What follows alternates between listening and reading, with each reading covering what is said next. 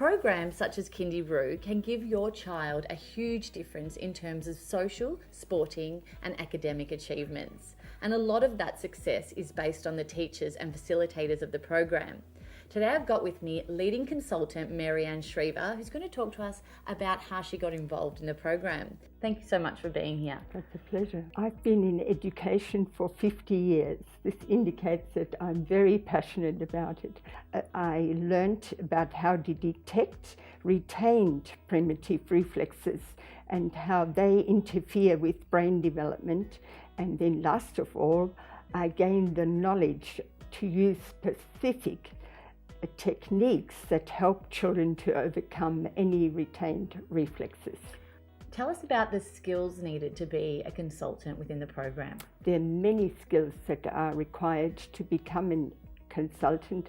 The most important one is probably gathering as much knowledge and understanding about brain development and how the brain functions, as well as knowing what the role is of the primitive reflexes in child development, the importance of sensory motor integration leading to perception. All these are the foundations for learning and for behavior.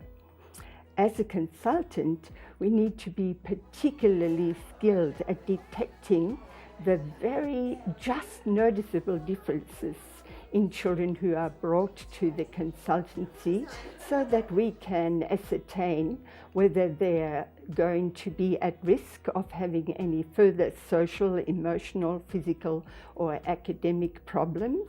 And also what's required is some very detailed and careful observation of the children that we cannot test because of their age, and then also use those skills to actually analyze the test results so that we can see what kind of implications these brain immaturities will have. Wow. For the child. It's all quite complex, isn't it? Now, what type of concerns do parents come to you with?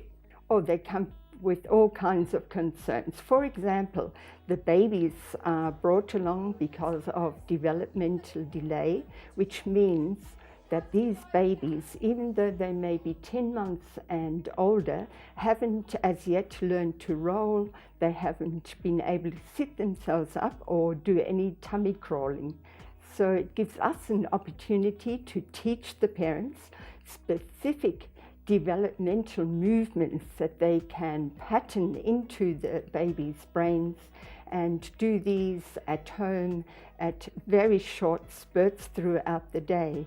And within a very short period of time, all those babies are mobile. So the parents can help their children as well at home, and I think that's absolutely fantastic. Do you have a particular case study that you're quite proud of that you've worked with? Yes. Not only do I see children on a one-to-one basis here in Melbourne, but I also Skype with children around the world. And this particular one was in Malta, where the child had an extreme overload of sensitivity. It was so extreme that she could barely leave the home, and also missed a lot of school, therefore her language development was way behind. She had no reading and writing at all. So with a very devoted mother and us Skyping very regularly, she was able to implement the program on a daily basis. And so the child was able to overcome those very severe sensory issues. She was able to learn to speak properly. She was able to read and write, complete her primary school, and now she's completed her secondary school as well. So that's an amazing achievement. Amazing outcome and a fabulous result, obviously given by you, and you must be so proud of that achievement. Well, as you can see, and as you've explained to us, this program is absolutely phenomenal, and if anyone out there listening has a child with a learning difficulty or anything like that, they know where now to come. Thank you so much, Marianne. It's a pleasure.